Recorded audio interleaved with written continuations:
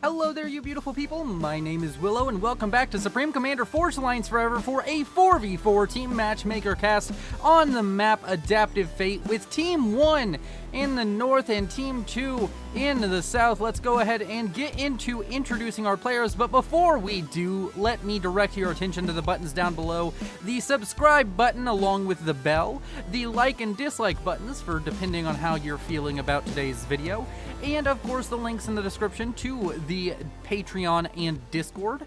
And with that out of the way, let me go ahead and get into introducing our first team with the Blue Seraphim going first land by the name of Nogthar, a channel Patreon and a supporter.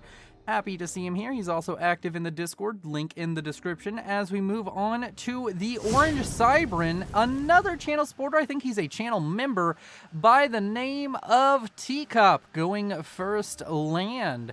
His next ally is going to be positioned south of him, and it's a purple Cybran going first land. We've seen him before, in fact, on a relatively recent, I believe, subpar commander, or maybe it was a normal cast, but his name is, of course, Foxtrot 1, and I believe he's one of the players that uses the naming mod, so that's going to be a little bit annoying. As we move on to the last player for Team 1, a gray UEF going first land by the name of Function, who happens to be a caster. I'll go ahead and put a link to his channel in the description. He's recently taken up casting again, did a dual cast with the Duelist, which was quite fun to watch. So yeah, moving on to Team 2, starting yet again in the far south, the player in the back, we have a AFK Red Cybran who's built a factory and not much else, going by the name of Don Gringo. Oof. Unfortunate opener for the Red Cybran, as his white UEF ally to the west starts first land and continues to build things after that, and his name is Felix09242. Up to the north of him, we have ourselves a pink Cybran going first land by the name of Ladike, who I believe might be in the Discord, I'm not sure, but they've been around the channel. And last but not least, the absolute king of 1v1 or 1 ladder casts in my channel. He's been in more 1v1 casts than I believe anybody else, and his name is Tom Ruler, the Yellow Seraphim going first land. And with all of our players introduced, let's go ahead and bump it back up to normal speed and talk about the map. 35,000 reclaims spread out all over the place, but the big ones to look at are these two areas in the center with 5,000 each. And of course, the two islands also boasting about 1,500 mass reclaim. Everything else is kind of spread around the map. We also have these very large wrecks of strat bombers on these cliffs, a couple of revenants for either team to grab up. Mainly, I'm guessing that will be the air players dropping these little plateaus to get the mass extractors to grab those. Another thing to talk about that is pretty fun to talk about is, of course, how these players are going to be moving their comms in the early game and how their unit movements are generally going to play out. So, Ladike and Foxtrot are going to generally put a heavy emphasis in expanding away from their team. And that might sound a little bit weird, but they are expanding more towards the territory where their opponent spawns than their allies, who are expanding kind of closer to their own base. I don't know if that's the correct terminology, but they will be trying to get these areas, and they're generally going to end up in situations where they will be 2 versus 1 in the comm battles. And of course, then we have players like Tom Ruler and Function, who are generally going to be a bit more focused on getting Navy out, as I believe both of these players already queuing up naval factories and going to be a bit more focused on that. But they do have land fronts that they generally are going to need to contest and be around for, and those are going to be right here. And of course, we're going to be seeing 2 more players, 2 more positions that are taken up by the white UEF Felix and orange Cybran Teacup. These players are also going to be a bit more naval focused, going to be trying to counteract the Navy focus out from Function and Tom Ruler respectively. So overall, I would say the most important part of this map is probably the land portion, but you can't ignore the Navy. The Navy is going to be very important. Not really much going on in the early game, so we can talk about the game rating and the overall rating of these players. I was tempted to call it a subpar commander, as our only player above 1200 at the moment is, of course, Nogthar in this rear guard position.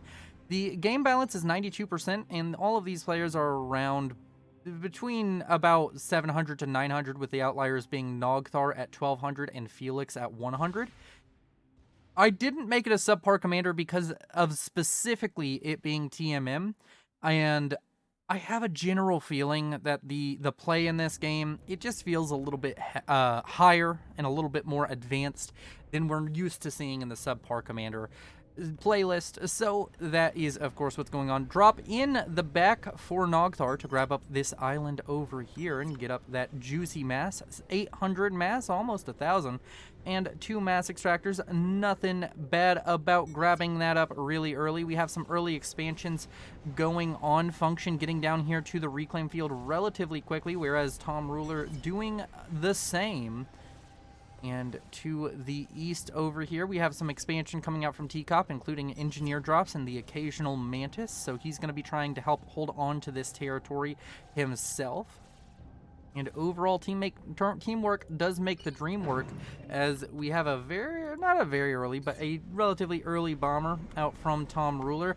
Might be trying to shut down this expansion. Does seem to be beelining straight towards that engineer that was dropped out by TCOP, so gonna be interesting. Oh, also TCOP casts too. I didn't mention it. Both of them will have links in the description to their various pages where they do their content creation. That early expansion gonna be shut down, but TCOP seemingly expecting this turn of events, having his own engineer out en route over here to the east. He has another transport loaded up with engineers, so he can go ahead and redrop that position as long as he can get the air control. He's going to want to have an interceptor out, not building one currently, to deal with that bomber. The bomber does not manage to pick up a second kill just yet. Very well could on these mantis if it feels as though it's worth it, as TCOP is going to expand up here and get this Revenant wreck. He might drop one. Nope, he drops both engineers. And there's no engineers being expanded to this large island over here that we were speaking about. 1,500 reclaim. Very important to try and get that relatively early on. Whereas to the southwest, we have somewhat of a similar drop pattern for Ladike, except for he's going for this instead of going for that Revenant wreck, which has already been scooped up by Don Gringo, who had a bit of a false start, but did manage to get himself back into it and is expanding again. Economically, Function topping the leaderboards here at the 6-minute mark, whereas Tom Ruler following behind him, and of course, Function at 35 mass a second, Tom Ruler at 31. Around 30 for Don Gringo, and he's going up and down, and Ladike around 30. Everybody else a few mass points below or well below 30 mass a second. Going to be interesting to see how these players manage their economies. Overall reclaim numbers, Team 1 doing better on reclaim at 11,000 reclaim so far. Another T1 bomber out, this time for Felix, going to be able to pick up even more kills, up to 2, now up to 4. The T1 bomber coming back out onto the field for Tom Ruler, going to be getting its own kills, another 2 onto that. So the early T1 bombers proving themselves useful, although I'm pretty sure this Seraphim one going to get shot down as it hovers over that Sky Slammer for just a little bit too long. And the Scorcher comes in, not quite going to be able to get any kills. And I was correct, Foxtrot using that naming mod, which just looks horrible. Casters around the world will cringe, and so will viewers, as every time I zoom in on purple units, they will have those obnoxious names. Over here to the west, we have a first little taste of naval engagement between Function and Felix. Both of them going very heavy on the early T1 subs. Function getting the better of this engagement, as he's going to have more subs in general, and he's going to get out of this with 3 subs to 0 is the most likely outcome. Might see some kind of situation where it's 2 to 0. And no, that's just not a realistic situation. As his submarine goes down, Felix is now just far behind the economic game in comparison to his opponent. Did I say the economic game? I meant the naval game. He's far behind the actual naval units kind of side of things. Over here on the northern side, we also have naval units kind of in the general proximity of each other, but it's only one frigate for each side, so I doubt Teacup and Tom Ruler are going to be too keen on attacking each other with naval units as of this given moment. Over here to the southwest, we have our first upgrade on the way. And yes, indeed, I am right. Speed and range on the way for Ladike, as there's a bit of engagement happening up here. It seems as though Function has just forgone T1 land. He's gone for T2 air and T2 land, as well as all these naval factories. Probably going to be having trouble with affording all of this, as he is, of course, in a relatively deep mass stall. Is going to have these T2 units out on the field very early, but needs to be careful as a bunch of T1 units roll over those pillars quite easily. I'm pretty sure if you have 20 T1 units and that versus this army, you generally beat it. The comm being there throws that equation out the window, though. As Tom Ruler, surrounded by a ton of units out from Foxtrot, so Foxtrot going to be able to get in here, might be able to get in and focus the power grid of Ladike, could deal decent damage to the pink Siren, or just continue to push forward and try and get in to the back line of Tom Ruler. Ladike maybe throwing a bit too much of his of all of his land production and all of his focus over to this western side. Still getting that gun upgrade, but going to finish in 3, 2, 1 and done. So this run by not gonna get the most damage done. Kind of a mass dump unless it can get some damage done here on the end, but there's going to be a T1 PD going up momentarily, and that will seal the fate of these Mantis that have managed to make their way into the Seraphim base of Tom Ruler. And that's going to be it for that run by. Down here to the south, the Navy's still kicking off. 2 T1 subs managing to scalp an entire naval factory. And that's going to really hurt Felix, as he's just not really got the units to fight this. There's still 3 subs in the area. There's only 1 out for Felix, whereas Don Gringo showing up with his torpedo bomber is going to really help out this situation, going to be able to help deal with those submarines, and the more focus on frigates that that Felix has might come to be a huge advantage. Although his opponent is going just pure submarine spam, Function going for the much less efficient but much more brute force tactic of just having a lot of submarines. In general, frigates are going to be a bit better. They're a little bit less expensive and are generally more useful, but the mass submarine can work if you can really just shove your opponent out of the naval game. T2 Navy finished up for Tom Ruler as a T2 destroyer, and I'm pretty sure that's the only kind of destroyer, so a destroyer comes out onto the field for him, and that's going to mean he's in a decent position, although Teacup in a similar boat, pun intended, as he has his own destroyer out onto the field. Salem versus Seraphim destroyer, because the Seraphim don't deserve to be named because their names are too damn difficult. Either way, the battle soon to commence between these two great warships, as on the western side, Ladike is going to show up with his gun comm. This army here is going to be annoying, but doesn't pose a threat to Ladike's comm, as overcharges deal with the parashields, and you can kill these pillars quite easily. He still has a large land force for himself over here. A T2 transport with nothing in it coming over to try and deal damage to a mechs, and it will eventually kill the mechs, as we also have some Janus onto the field for Function. Ladike posturing aggressively against his opponent's Function and Foxtrot. Foxtrot over here on the east running into a bit of stiff opposition as T2 is finished up on the comm of Tom Ruler, and he's starting to build a bit of a fire base here. Overall map control looking very nice for Team 1, as they're kind of hemming already Team 2 down into this bottom right hand corner into their bases. Ladike the only player kind of standing against the grain of his team, as he's the only one who's really gotten any kind of major expanding done, even being the player to take over the island that arguably should have been taken over by Phoenix. Teacup also doing quite well with expansion. He's taken over a large area of land over here to the east of his base. Tom Ruler seemingly happy to sit in his base and try and eco it out. Not sure how well that's going to go for him.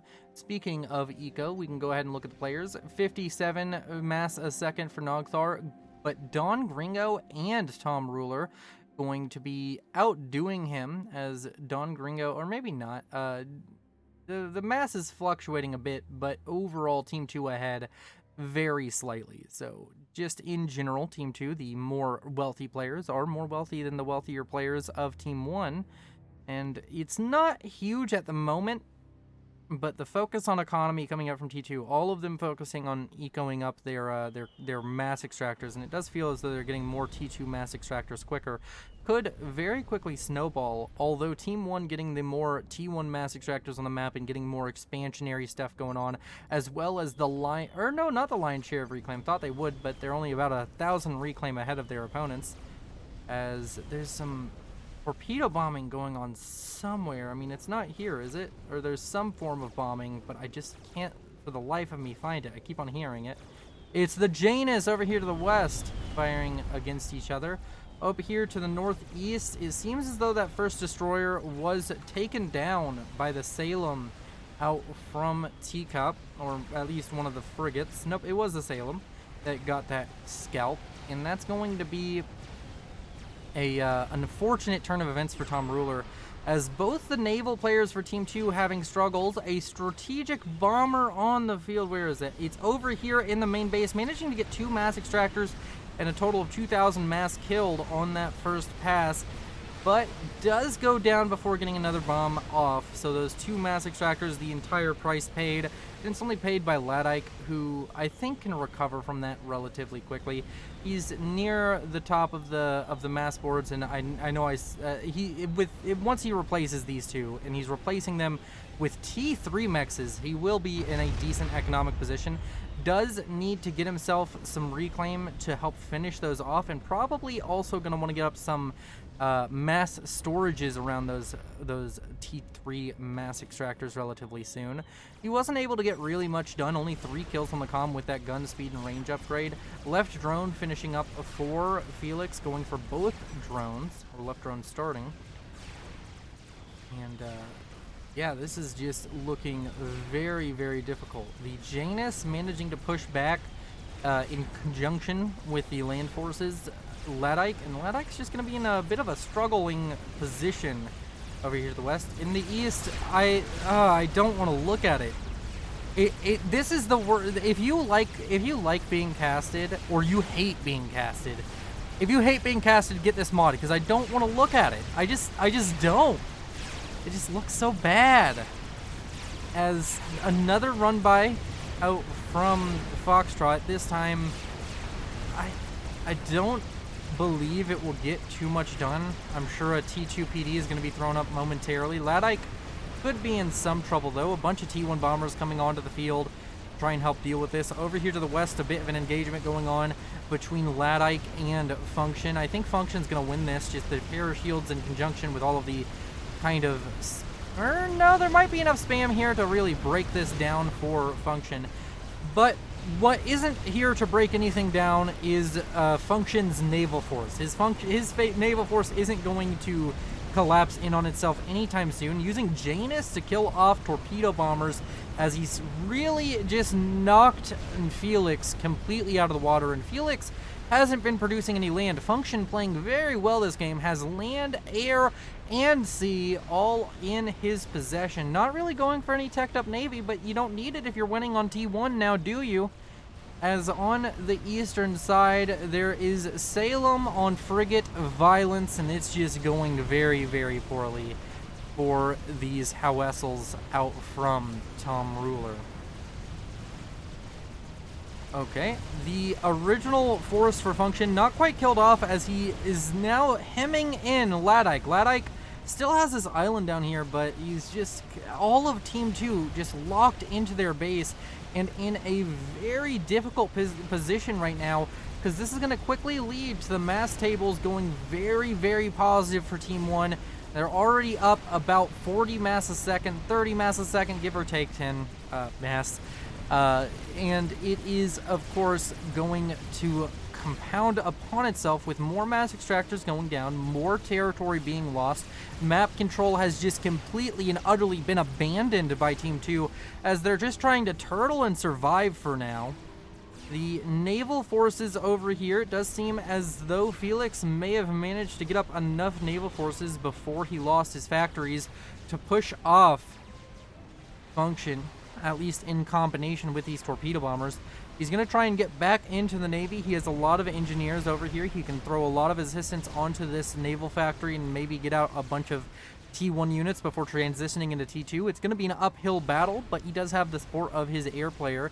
Speaking of air, Nogthar been relatively quiet. After that T1, that one T3 bomber, I haven't really seen much else come out from him. He does have a significant ASF wing over here to the northeast, as a constant flow of units out from Foxtrot just continues to flow into a bunch of rhinos that are just more than happy to get the free veterancy that they are getting from killing off T1 units.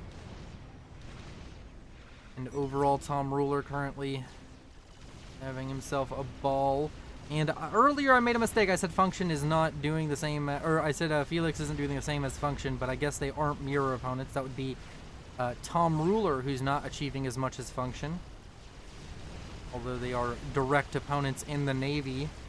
Over here to the east, a ton of frigate production being thrown up. It seems as though, despite having T2 Navy, Tom Ruler just deciding that if he gets enough frigates, he can deal with this. Five Salems is going to be difficult. You're going to need a very large frigate force to assail this force out from Teacup, who continues to gain naval territory. He's getting one nautical mile after the other on his opponents.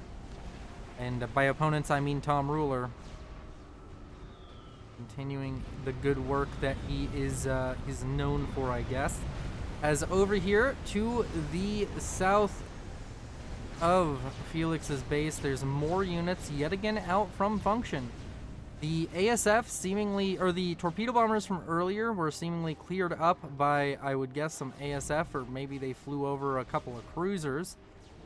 And they're just not here to deal that critical damage that Felix needs. Felix needs support from the air, otherwise he's never going to get a chance to come back in this game. And did he just control K? Is that what that pop-up was?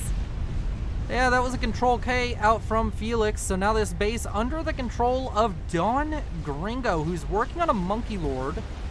The economy out from Felix should help out, but the economy from Felix is still T1 mass extractors. He really wasn't ecoing all that well. You can argue in the comments whether or not that was a good thing for Team 2, as now Don Gringo is going to have the opportunity to continue the production of that Monkey Lord with even the slightly increased mass totals. I guess, though, he unpauses the T2 mass extractors, which is the T1 mass extractors, which is a mistake. It is a straight mistake coming out from Don Gringo. When you're getting the Monkey Lord, you don't want to be upgrading any mexes. You just want the economy to be flowing into that. Although, if he isn't stalling, it's not really that big of a deal. That just means that he doesn't have enough build power on the Monkey Lord if he's able to afford all of this. Large air fight ensuing. I think Don Gringo is going to lose it. Although the Interceptor's doing a not insignificant amount of tanking. Every time one of these ASF shoots an Interceptor and not an ASF is a win for Don Gringo. He does have some SAMs over near his base, so Nogthar cannot chase this.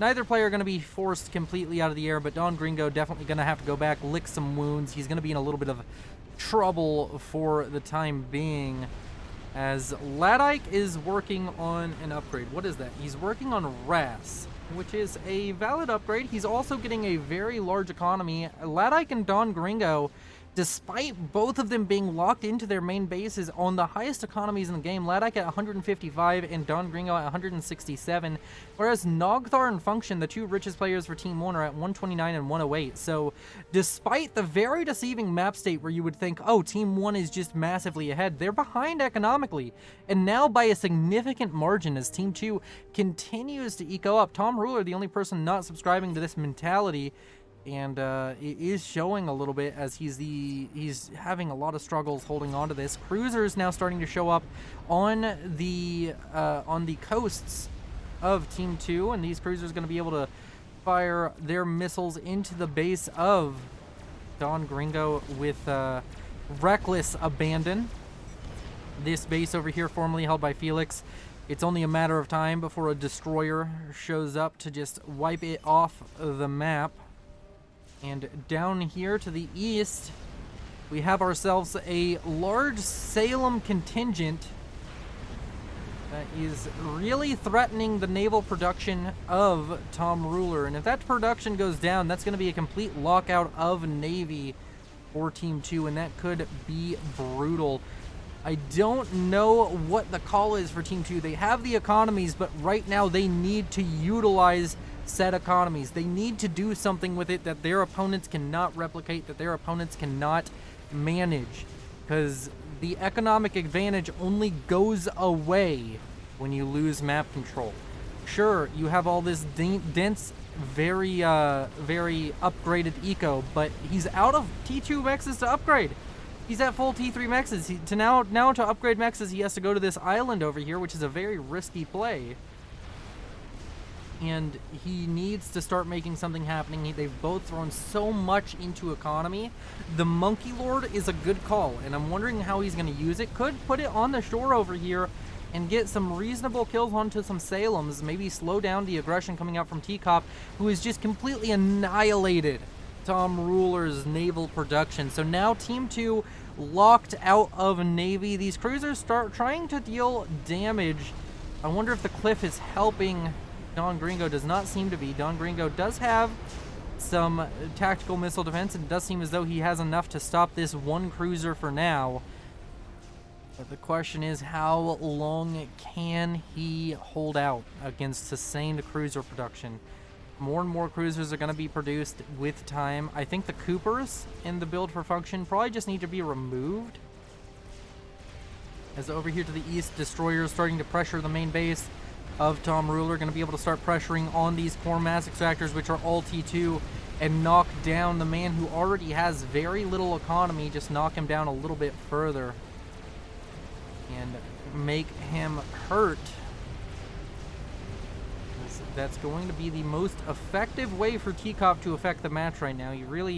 I think he really is going to want to try and just deal with the remaining Navy and maybe walk his Salems onto land after doing enough shore bombardment to make it a feasible strategy. Over here to the east, we have a mass fabricator with a bunch of T1 and T2 factories built. I think that was a bit of a mistake. You just build T3 factories if you want to do this, but he's just going to go ahead and upgrade them. Laser on the way for Ladike. Gonna have to keep an eye on his comm. Could be very dangerous if he could manage to get a telemaser off. I don't think there's any I guess there is tele-defense over here for Nogthar, but nobody else has any major tele-defense. The Monkey Lord has managed to clean up an army over here, it would seem, and is now going to be fighting off the army of Function. Tom Ruler's comm over here, building a fire base still able to help out the army of the Monkey Lord of Function, providing some of those supporting T1 units.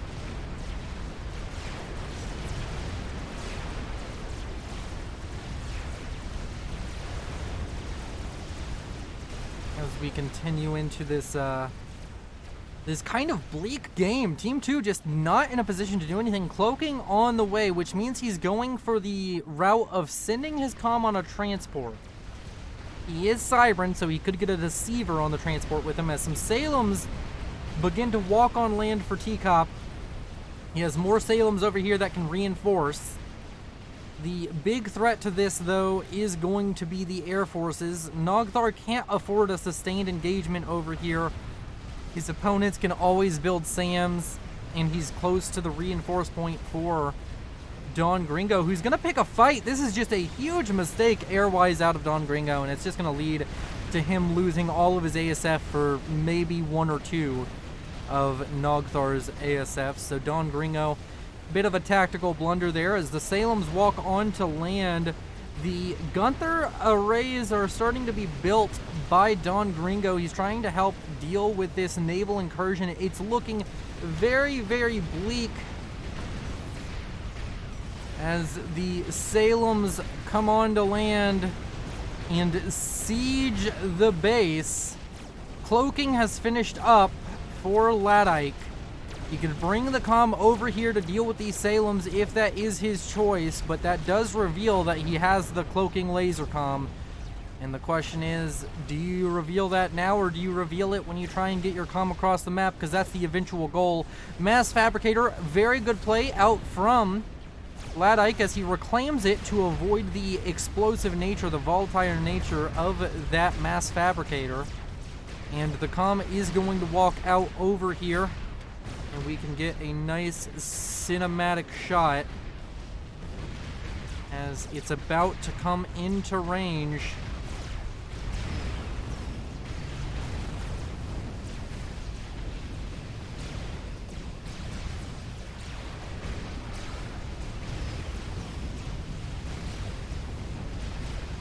And going to be taking out these Salems in quick succession as it walks forward. Beautiful explosions taking place, and Ladike being the hero his team needs as he takes out that land incursion that was so threatening. Does lose some T3 production that it seems he wanted. He could just get a bunch of hives to really focus on it over here and get himself a decent build up. Overall, economically, Ladike still topping the charts, but his opponents, Nogthar and Function, catching up quickly. Nogthar now surpassing Ladike in total economy.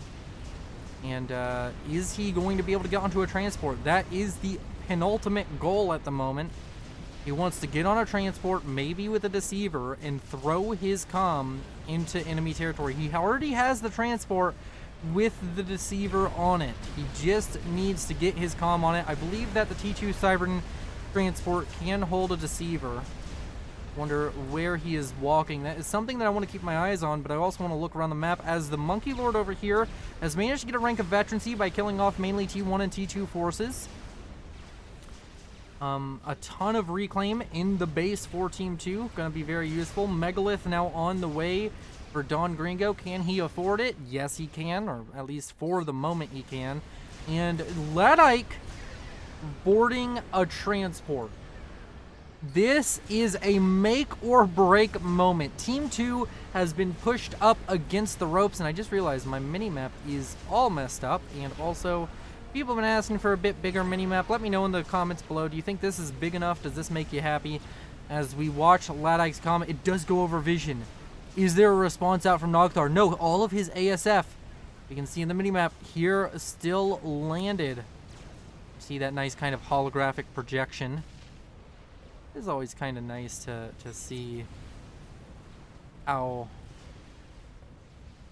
Where's the minimap settings gone with this mod? Minimap settings just go away?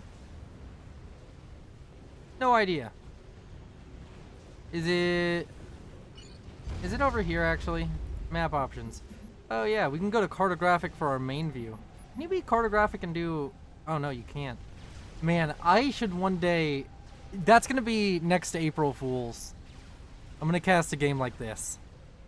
Alright, back to the normal view as Ladike looking to drop his comm maybe right here? No, he just hovers the transport. Nogthar has had the chance to see this. The Deceiver is definitely making it a bit more difficult. And it does seem as though Ladike is going to start pushing his comm forward. Over here to the east, a few Salems in the bay. You could call it Salem Bay if you would. And they're going to be shooting into the main base, or the kind of fire bases of Tom Ruler. And I guess it's the main base now, as Tom Ruler living on a shoestring budget of 19 mass a second. Still managing to afford his power requirements with all these shields, because he has a quantum power generator, Ladike control K's the transport, which I think is the smart move. Whenever I do deceiver drops, I control K the transport the moment my units are off. He also, of course, dropped the deceiver, so that poor deceiver is rare to see land units at the bottom of a lake, but that is one of them. The sustained governor fire, there's really not been all that much to talk about. There's only ever been 1 or 2 governors over here, but more are coming onto the field every second. Wow, that's going to be a lot of governors onto the field very, very soon. 12 governors. So one thing that that Ladike has to be careful about, he doesn't know there's comms here. He has to be careful about it. Does he have his comm on any special orders? Can I see? No, I can't.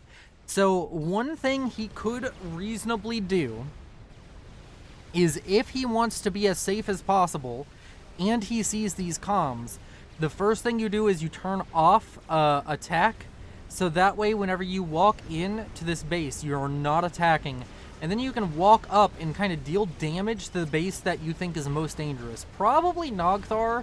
I think even him looking at the game right now can probably guess that Nogthar has the most economy, as a bunch of strat bombers now out onto the field. Wonder what that's for. Monkey Lord. Oh, I missed the Monkey Lord and Monkey Lord violence. Wow, I'm just doing so bad. I apologize for missing things and being a little bit more scatterbrained than I was in the other cast. I don't know what's going on. I think I have a head cold going on right now. I've just had horrible headaches all day, but did want to get a cast out for you all today. So yet again, apologies if this isn't quite as high energy or high impact or fast paced as I normally cast, as the Monkey Lord continues. And Ladike, the mad lad, does Nogthar, can they see it? No, they can't. They cannot. I think the Omni range is like right there. It's the same as the vision range for the comm, so that's going to be huge. Foxtrot builds his own Monkey Lord. The Megalith about to finish up, so that will be able to help defend against the Spiderbot. Spiderbot forcing the comm of Tom Ruler into the water. Don't know where those strat bombers went. They're sitting on an island over here. Ladike, there's a ping onto Ladike's comm. What was that all about? Was that must have been a ping from Team 2, because Team 1 is not reacting to Ladike whatsoever. If Ladike can manage to get into this base, and by into this base I mean deep into it. Ooh, that was dangerous. They saw his comm for a split second. Were they looking at their base? If they were looking at their base, that is a mistake that Nogthar cannot afford to make. The next air scout that comes out of this factory is going to be very dangerous for Nogthar.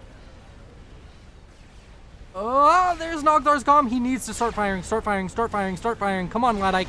You just got your comm notified that you're being attacked. You need to start firing. Okay, Ladike starts firing. Maybe if no, the scout is landing. The scout goes down to the comm. No, there's no more T3 scouts, and there's no more T. Oh, this is a moment they have to build an Omni. You have to build an Omni. Wait, no, does Nogthar really not have a single? That's not Nogthar. Does Nogthar not have a single T3 scout? He doesn't. He just has ASF strat bombers and a Monkey Lord. Oh my, what is he trying? Is he trying to ground fire with the strat bombers? If he is, Ladike does need to keep moving, but Ladike should be moving anyways. Ladike has single-handedly taken Nogthar down from 200 plus mass a second to 24. He has massively destroyed the economy of the blue air player, and his base is still fine. If he dies here, his base just goes to Don Gringo, who has proven himself relatively competent. So he's doing very well. I think that they're trying to ground fire. They're trying to ground fire the comm with these. The ASF for Don Gringo come in. Don't know if that's the right call. You have to build an Omni, and Omni is now on the way for Nogthar. He was trying to build a chicken, but Nogthar is the worst person to build the Omni. He doesn't have the economy for it. He can't even afford it if he did have power. He's power stalling right now for sure. The Omni being built by Nogthar is completely useless. Oh, these ASF are going to land. They're going to land, and they're going to deal big they're going to take big dablage. Does slow down the comm, who has stopped firing again. I think he turned the comm back on. forces the ASF to get back up. Was that an actual tactic? I don't think that was a tactic. That's just a good way to lose the ASF when you can't produce them anymore. I hate this. Ladike starting to push in towards the base of Foxtrot. Can I get rid of these anyway? Can.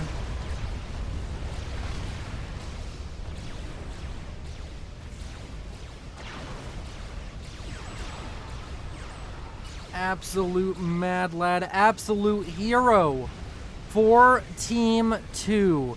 Ladike is just eviscerating the entirety of Team 1. He's gotten rid of all of Nogthar's stuff. T3 air has now been achieved by Function, but Function didn't have a Pigeon, so he can't afford to build the T3 air scout that his team needs. Ladike's just gonna be able to walk into the base and deal colossal damage down onto it. As he turns, he's gonna fire over here, deal a ton of damage down onto his opponent. The action hero, Cybran. You love to see it when it's on your team, but you hate to see it when it's on the other enemy team, as now Ladike has just completely destroyed his opponents. Down here to the south, we had 2 Monkey Lords at one point. We still have 2 Monkey Lords, but there's a Megalith finished, and the Cruiser Fire is starting to finally start to break through. Don Gringo showing cracks in the armor, a T3 artillery on the way, a nuke launcher about to have a loaded nuke. He can build the scout. Where's the scout? Where is the scout for Function? Function needs a T3 scout right now. He's stalling. He's stalling building, I think, another Pigeon and a Continental, as the ground fire of the Strat Bombers has not yielded any success. And the Air Force of Nogthar is going down. No, you need that Air Force. Every ASF that dies here is colossal because it's not going to be replaced quickly. Sure, you have T3 air for Function, but he's also building Navy and land and all these other things. One of the Monkey Lords goes down to a Megalith in the main base. I'm trying to keep my eye over here because the second a T3 scout is out onto the field, Ladike's days are numbered. Ladike is going to die. The scout flies over. The Strat Bombers need to get into position and drop their payloads. The T3 power could go down, but the scout doesn't need power to reveal Ladike. Ladike down to yellow HP. The T3 power does go down. And you have to keep in mind, there's a Megalith on the other side of the field. All of Team 1 is having power woes. Nobody on Team 1 has solid power except for Foxtrot. And I don't even know where he's getting his solid power generation from. The Strat Bombers eventually take their toll and take out Ladike, who was launching a nuke. He launched the nuke before he died, and the nuke is going to be coming in for the base of Function, who is the other highest economy player for Team 1. And with his death throws, he takes out basically another player. He takes out their bases. We're always talking about in full share games how you need to kill the base. You don't necessarily need to kill the comm, you need to kill the base. Well, Ladike's killed 2 of them, and he killed the 2 most valuable ones. Maybe he couldn't have determined that on his own, but now this gets rid of the chance for Function to get T3 air. T3 air is just in the hands of Don Gringo. As long as he doesn't go down to the cruiser fire and continues to produce ASF, he wins the air fight. The disruptor that he was working on is about to finish up too, so Ladike just took this game by the horns and ran with it. As Function control Ks, I'm sure Nogthar, Foxtrot, and Teacup soon to follow. They are massively, I mean, I guess they're not massively behind. They still have a decent economy. But all of the momentum is gone. This Navy just wasn't able to achieve anything. Sure, they have like kind of an airlock with all of these cruisers on both sides, and they have some siege going on, but they don't have a nuke launcher. They don't have a T3 artillery about to finish. They just don't have the tools needed for success at this given moment. They had a huge window to deal critical damage and win this game, and it just seems as though they forgot to. A megalith now starting to march across the map, and there is nothing on the ground to oppose it. Honestly, there's barely anything in the air to oppose it. I'm sure there's strat bombers still, but where are they and what are they doing? There's 5 strat bombers. That's all that's here to fight this megalith, and there's enough ASF that you could reasonably just target onto the bombers and take out at least a few of them. Mobile anti-air of the T3 variety can start coming online now for Don Gringo, who's producing a lot of T3 land now. Or at least he had a lot of T3 land left over. Tom Ruler has just been a roach, sticking around, trying to be annoying and trying to protect his allies, trying to be the meat shield his team needs. Seems as though the cruiser fire has reached about as good as it's going to get, and there's enough TMD to protect him. Don Gringo finishes up the disruptor. The disruptor can start firing. And I believe this game is over. It's just up to Nogthar, Foxtrot, and Teacup to give up, because they do not have the resources to come back from this. Ladike making the hero play. Some may call it cheese, but it wasn't a telemazer, so I don't consider it cheese. If you have to drop your comm to make it happen, that's just a one-man army, a one-man assault. A one-man siege, if you would. As Ladike completed Mission Impossible to save his team, to clutch victory from the jaws of defeat. The megalith continues forward, and we continue to increase the game speed. Yeah, this megalith gonna be able to kill off more of the economy, and if this one dies... I think another one was built, wasn't there? No, there wasn't. Even if this one dies, oh well. What are you gonna realistically do whenever the 30 bricks walk in as well? The mass extractor's over here now going down to the disruptor. Nogthar Control K is Teacup and Foxtrot soon to follow, I'm sure. Foxtrot goes away. Cloaking and laser still on the way for Teacup. Teacup gonna try and get laser onto the comm. Alas, I feel it will not be successful. He will get cloaking and laser, but I don't think that trick works twice in the same game. He walks onto land. He might be able to clean up these bricks. Or maybe he'll try and walk all the way around, but as soon as he is found out by one of these scout planes, the game is going to be over. Strategic launch detected. Strategic launch detected.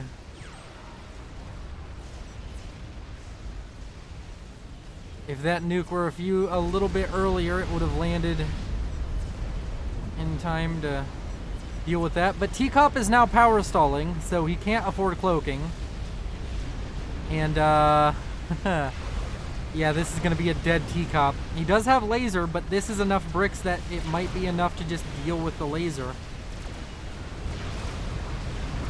And that is it. GG. Thank you to the Patreons. Thank you to everybody watching.